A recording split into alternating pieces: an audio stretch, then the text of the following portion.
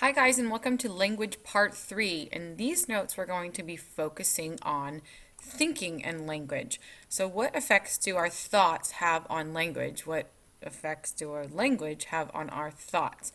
Okay, so we're first going to start out by looking at cultures. When we're talking about cultures, we're talking about different places in the world, but also different cultures or areas within a specific country. So it could be like different tribes. So here are some things about culture, language, and thought. What we know is that language that people speak forms part of the knowledge of their world, right? So you know about your world around you partly because you're able to put words to things, to nouns, to objects, to what you're doing. So the language that people speak forms the knowledge about the world around them, and we know that knowledge guides our perception. So knowing what's going on or knowing what's happening can guide our perception of what is occurring. So we talked about sensation and perception in chapter 5. So what we're going to look at now is that if we have different languages, right, from French to Japanese to English to Spanish, if we have different languages and we construct sentences and words in different ways, can different languages create differences in the way that people think around the world? It's a really interesting question. It's somewhat hard to what I'm going to say to test, but there's been a couple people that have looked at that difference. So if I speak a certain language, if I've only spoken one language my whole life, do I actually perceive the world to be different than someone who speaks a different language than me?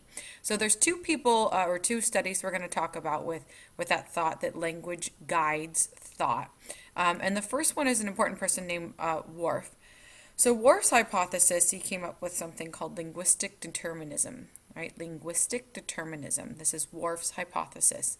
And he says that language does determine the way we think, that there is a correlation, they're together, so positive correlation. Language determines the way we think.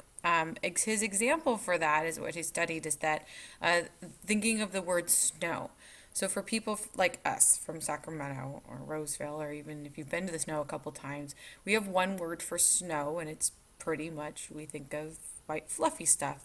Even though we know snow can look different, we still call it snow. The tribes, though, in Alaska have 12 different words for snow, depending on the type of snow that they get, right? So there can be wet snow or dry snow or powdery snow, but his example was that because they have different words for snow, they have 12 different words for snow, that they actually perceive snow to be different than we do. So we see snow and we think this one blanketed thing, and they see 12 different types of snow. So that was his example, our one popular example. Now there's another study that came out later, because there was someone that thought, I forget her name right now, I'll have to look it up, that wanted to go against this, that thought that language does not affect the way that we think. And so she looked at two different areas of two different cultures. She looked at a tribe in New Guinea called the Dani, and they have only two words for colors. So colors are either cold or warm, sorry, not worms, but warm. So their two colors are warm or cold. And then she compared this with cultures around the world, like in North America, that we have 11 prototypes for colors, right? So there's a prototypical red, a prototypical green, blue, yellow, orange, that there's all these prototypes for colors, and we have language that we associate with those colors. Versus the Dani New Guinea tribe has two colors. It's either a warm color or it's a cold color. And so she looked out and looked into the two different cultures, and she actually proved it wrong. She showed that people from North America and from the Dani tribe were still able to distinguish those 11 different colors and distinguish them differently, even though we had different language for them. Okay, so we're not talking about like calling something blue or azul, like between Spanish or English. We're just saying that like they had two different words for color. So she actually thought that maybe that might change how they perceive color, which she found out was not true, that their color was perceived the same. Okay, and so, but this is a concept that's still revisited, meaning that we've had some studies done both ways. So linguistic determinism, Worf's hypothesis with the like snow example, And then the lady who, I can't remember her name with the color example, but there's been other studies since then that kind of, what I want to say, go in both directions. All right, so there's no definitive answer that language does affect thinking or that language does not. But there is some support in certain areas. So let's look at bilingualism. So what they found with different languages is that there tends to be a tendency to have differences in math skills. So one bilingual advantage of speaking in Japanese or Korean and those type of languages, all the numbers are only 1 through 10. So think of like memorizing 1 through 10. You hopefully have that, right? So in English, when we memorize 1 through 10, and then everything that comes after that is still a memorized number. So 11, 12, 13. Those are memorized numbers. We know them in order, and we need to know that an 11 is made up of a 10 and a 1. Okay? Now the Japanese and Korean number for 11 literally translates into 10 plus 1. So imagine like memorizing 1 through 10, and then every number after that you would just put 10 plus 1, 10 plus 2, 10 plus 3. All right, so there'd be no 13, 14, 15, 16. And it's been shown that these cultures here, the Japanese and Korean cultures, have an advantage with mathematics. They seem to understand place value more because there isn't this memorization of numbers. It is just this application. So this has been one example that would show that language does affect the way we perceive the world. In this case, it makes understanding mathematics, if you speak those two languages, easier. Okay, so a bilingual advantage might have some type of an advantage, so it's a good thing on seeing things in different ways because you have more language or more things to pull from. You might be able to have a better perception of the world around you.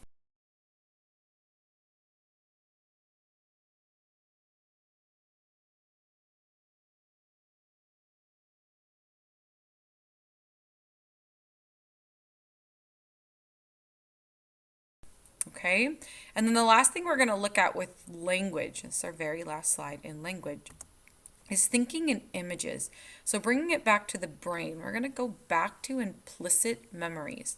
So implicit memories, those are the memories, remember there's explicit and implicit memories.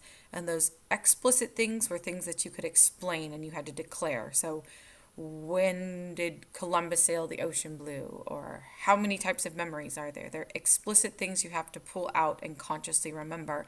And then you have your implicit, think about the things that are inside memories. These are your non-conscious controlled memories.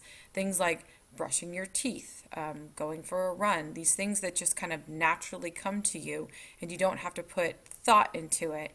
And so what they did with these, they wanted to know if like language affects the same parts of the brain as just implicit memories or doing things.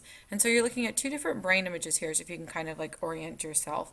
So this is from the side, right? So here's my cerebellum down here. Here's my brainstem coming up, and here's my hippocampus, right? And then this is looking at the brain from the bottom. So right here, I'll draw it. So here's my cerebellum here, right? And then think about like looking down on it right here.